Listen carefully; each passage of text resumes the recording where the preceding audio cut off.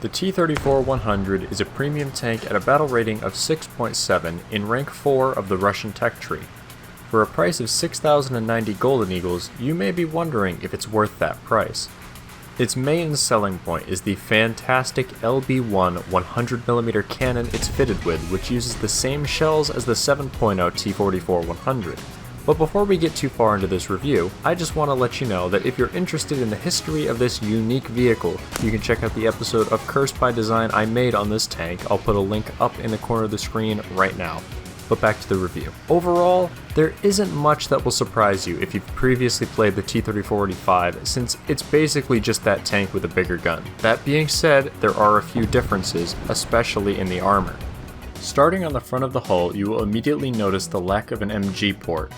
This change to the vehicle also eliminates the radio operator, which drops the crew count down to only 4. That, along with the removal of the add-on track armor on the front, slightly reduces this vehicle's survivability. The sides and hull of the vehicle remain the same, aside from a very small collar to accommodate the turret. Moving on to the turret, on this machine it is entirely different from that of the T-34-85. Being based off the T-44 prototype turret, it's considerably wider than the original, although it still retains the same armor thicknesses as that of the T-34-85.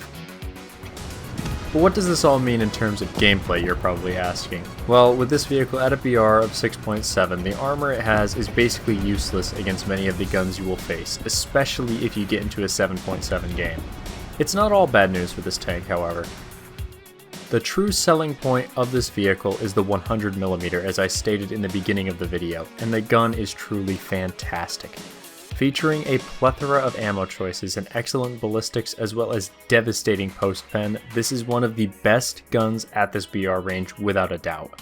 I would recommend using the BR-412D shell since it offers better penetration than the other two APHE rounds. Although, if you want a little bit more explosive filler, the BR-412B shell offers roughly 6 grams more and slightly higher muzzle velocity at the cost of about 20mm of penetration.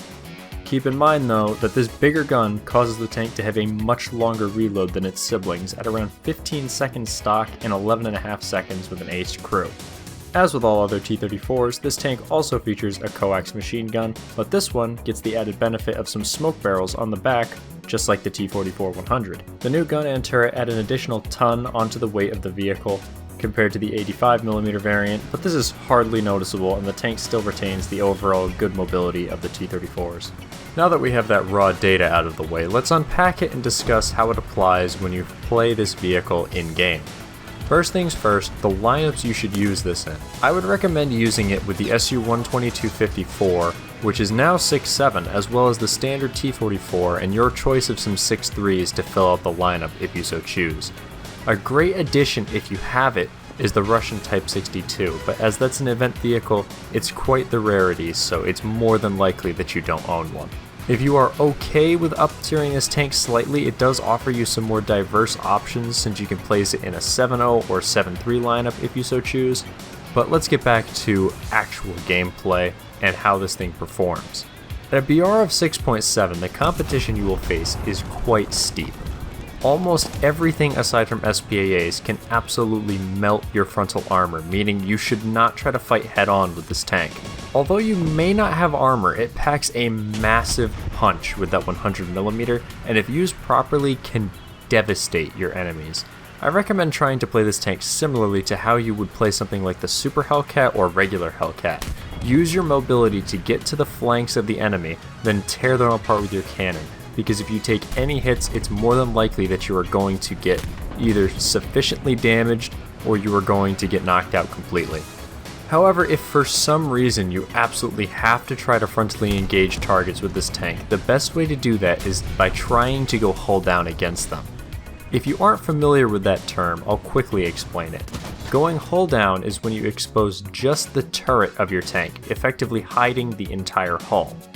This is quite a tricky thing to do, however, and will take good map knowledge to achieve this since this tank only has 3 degrees of gun depression, and usually hull down vehicles tend to have better gun depression.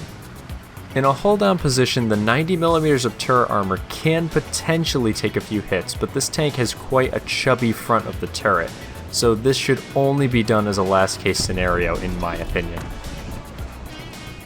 To wrap it up, in conclusion, I would say the T-34-100 can be a powerful flanking machine in the right hands, but due to its relatively light armor for its tier, it is much less friendly to less experienced players. If you want a similar experience to this tank without the premium price tag, I would recommend the T-34-100, which is essentially the same tank, but with better armor at a slightly higher BR. As always, I hope this review was helpful to you. If it was, please consider leaving a like and subscribing for more videos like this, and a special thanks to all my YouTube members who helped choose this tank to be featured in this series. If you'd like to participate in monthly polls to decide some of the content I produce, please check out the YouTube membership options by clicking the join icon or by using the link in the bottom of the description. And don't forget to check out my video on the history of this very unique machine.